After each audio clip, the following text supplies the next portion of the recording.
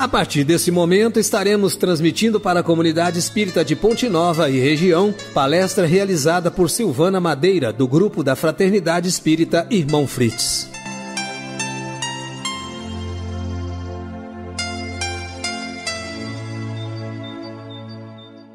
Boa noite, meus irmãos. Que Jesus ampare e proteja a todos, que sejamos instrumentos de Deus para promover a paz e o amor no mundo.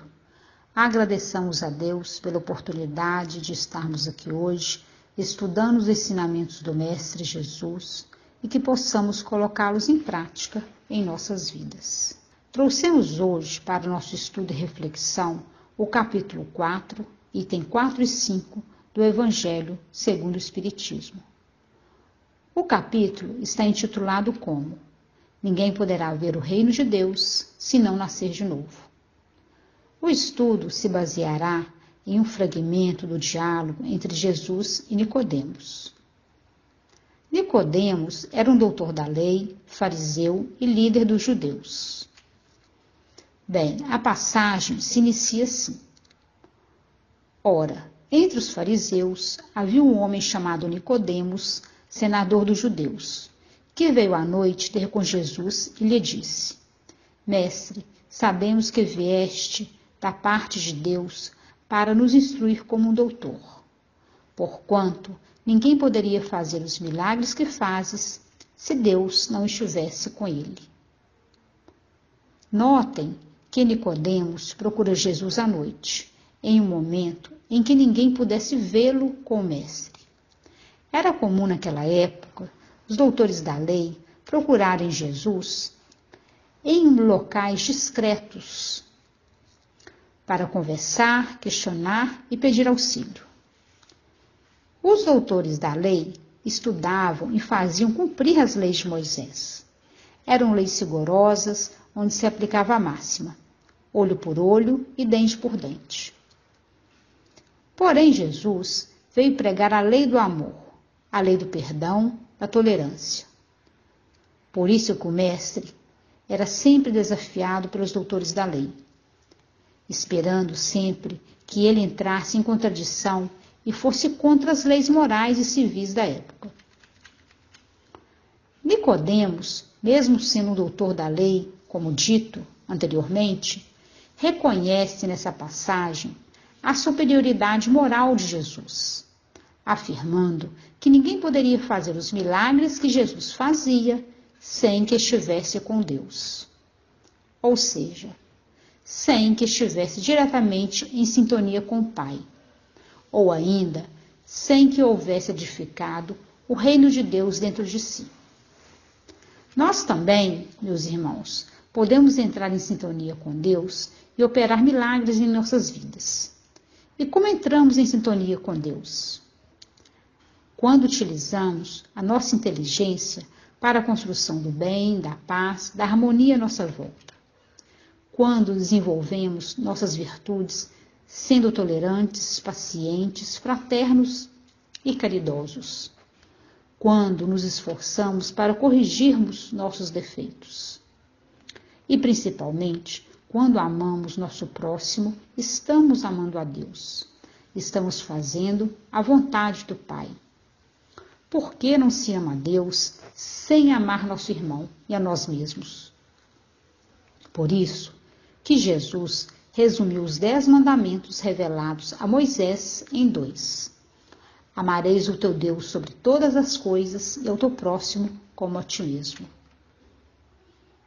Assim, através do amor e de nossos esforços sinceros para a corrigenda de nossas vicissitudes, estamos estabelecendo uma sintonia com Deus, porque Deus é amor. Então, quando estamos em sintonia com Deus, as soluções para os nossos problemas surgem em nossa vida porque abrimos nossos canais de percepção e recepção com o divino. Passamos, então, pelos problemas de forma equilibrada, de forma resignada. Lembrando, meus irmãos, que a resignação não é puramente uma aceitação, uma simples aceitação. É uma aceitação com ação. porque essa sintonia com Deus nos proporciona uma fé e esperança inabaláveis. Então, meus irmãos, a busca pela sintonia com Deus é a edificação do reino de Deus dentro de nós. Dando continuidade ao diálogo de Jesus e Nicodemos. Então Jesus lhe responde: em verdade, digo-te, ninguém pode ver o reino de Deus se não nascer de novo. Nessa resposta de Jesus a Nicodemos, ele deixa muito claro que suas obras, seus milagres, assim compreendidos na época, eram fruto da edificação do reino de Deus dentro dele. Bem, o que podemos entender sobre o reino de Deus? Sempre mencionado por Jesus em seus ensinamentos, através de suas parábolas, dado a sua imensa importância para o nosso progresso espiritual. O reino de Deus a que Jesus se refere acima não é um reino de riquezas materiais, não é algo exterior, é algo dentro de nós. É uma conquista gradativa e individual, alcançada através de sucessivas reencarnações. O reino de Deus, segundo Jesus, é a obra divina no coração dos homens. Para que e por que devemos entrar em sintonia com Deus? Nós conquistamos uma paz interior em que nada nos desequilibra. Vivemos uma vida mais feliz, com menos sofrimentos. Jesus tinha claramente o reino de Deus dentro dele. Ele estava sempre em sintonia com o Pai. Assim, fazia os milagres que ninguém fazia e vivia em constante equilíbrio. A busca da sintonia com Deus ainda é difícil para nós. Há 2000 anos, Jesus veio e trouxe os seus ensinamentos, e Ele está nos ensinando até hoje. Assim, começamos nosso aprendizado através do convívio familiar. E através desse convívio, aprendemos a tolerar o diferente, a perdoar, a amar e nos reconciliarmos com o outro. Porém, nós precisamos nos esforçar para isso e ter boa vontade. Através desse convívio social, nós nos tornamos pessoas melhores. Por isso, meus irmãos, há fundamental importância da constituição das famílias para o nosso progresso espiritual, enquanto encarnados. Joana de Ângeles, no livro Estudos Espíritas, nos diz sobre a família. A família é um grupo de espíritos normalmente necessitados, desajustados, em compromisso inadiável para a reparação, graças à contingência reencarnatória. Então, a família é uma instituição divina, onde as almas que ali se reúnem por gostos e afinidades têm o objetivo de se reajustarem, se amarem e progredirem. As famílias também se constituem porque os espíritos que ali se reencarnam querem estar juntos, pois já conviveram juntos em outras reencarnações, em outras existências.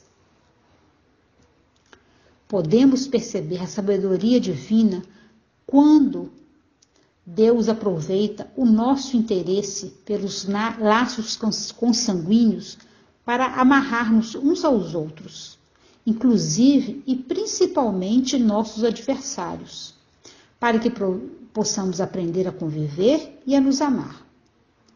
Por isso, a existência de relações difíceis dentro das famílias, para que todos possam inicialmente se suportarem e, suportando-se, criando pouco a pouco afinidades até se amarem.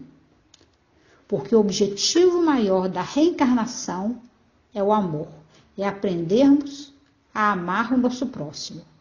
Que possamos agradecer e aproveitar essas oportunidades de nos reconciliarmos com os nossos adversários, já que o espírito, ao desencarnar, despojado da matéria, normalmente se arrepende por ter assumido um compromisso em seu plano reencarnatório e não tê-lo cumprido.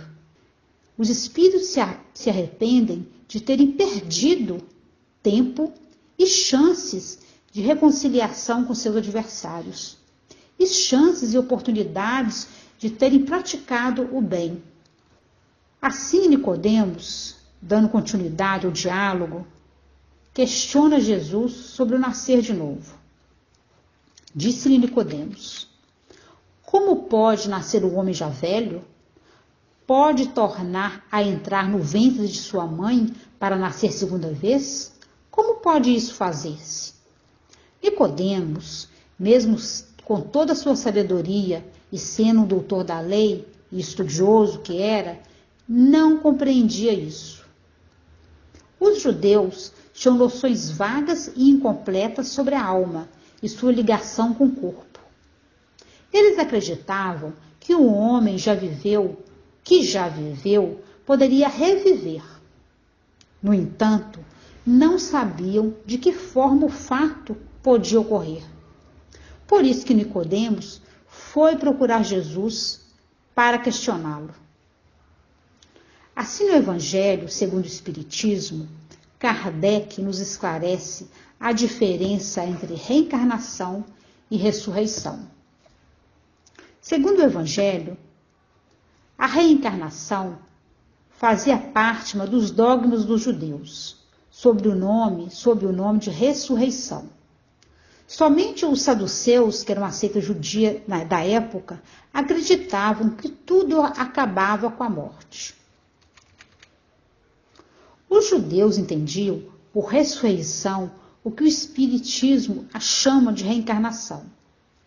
A ressurreição dá a ideia de voltar à vida o corpo que já está morto, mas a ciência demonstra ser isso materialmente impossível, sobretudo quando os elementos desse corpo já estão decompostos.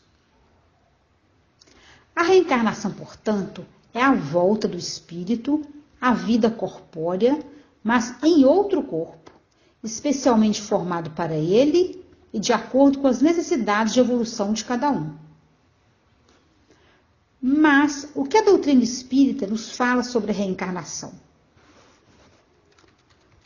O Espiritismo nos esclarece que a reencarnação é uma lei da natureza.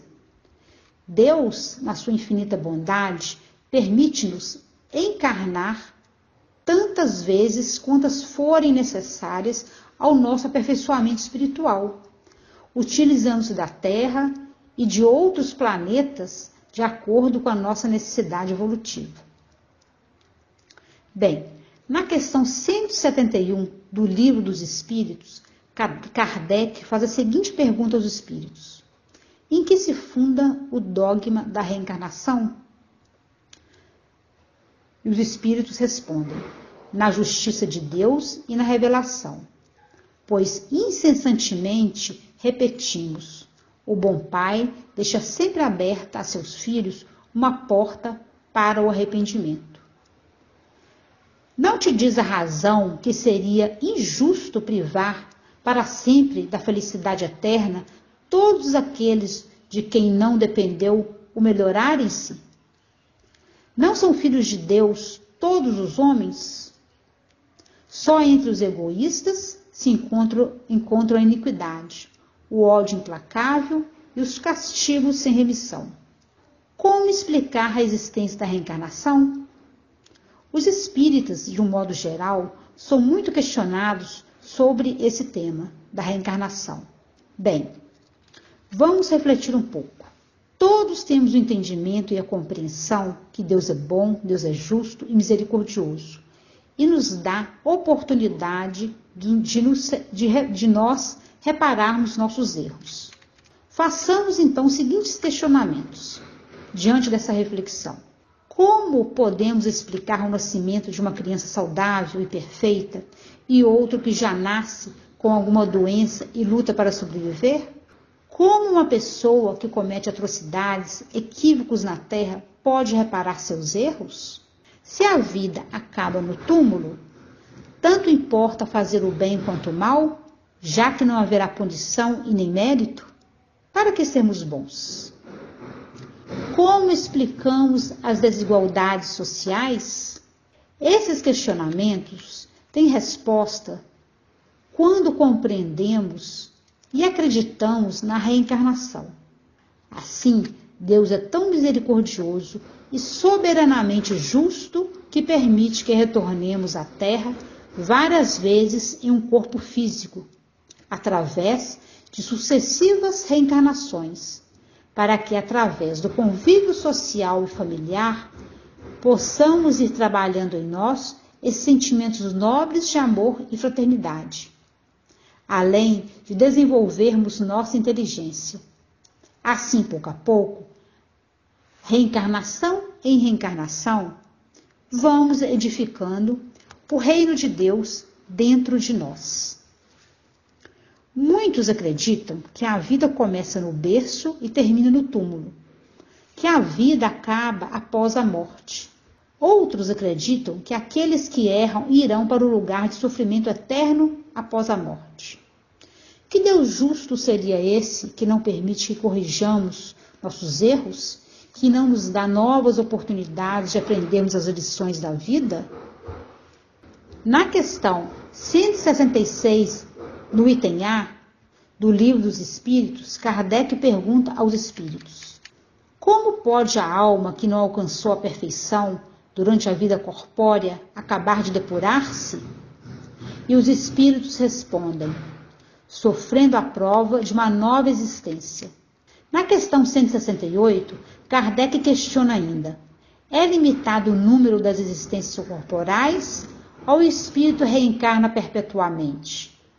Os espíritos respondem assim: a cada nova existência, o espírito dá um passo adiante na senda do progresso. Quando se acha despojado de todas as impurezas, não tem mais necessidade das provas da vida corporal. E, finalmente, na questão 170, Kardec ainda pergunta: o que fica sendo o espírito depois de sua última encarnação? Espírito bem-aventurado, espírito puro.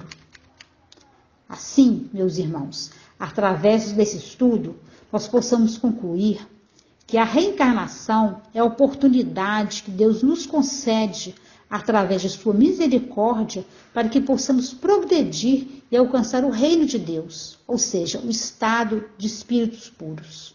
O presente estudo foi baseado no Evangelho segundo o Espiritismo, no Livro dos Espíritos e no livro Estudos Espíritas de Joana de Ângeles. Então, que saibamos aproveitar essa reencarnação de forma inteligente e proveitosa. Boa noite, obrigada pela atenção, que Jesus nos ampare e proteja.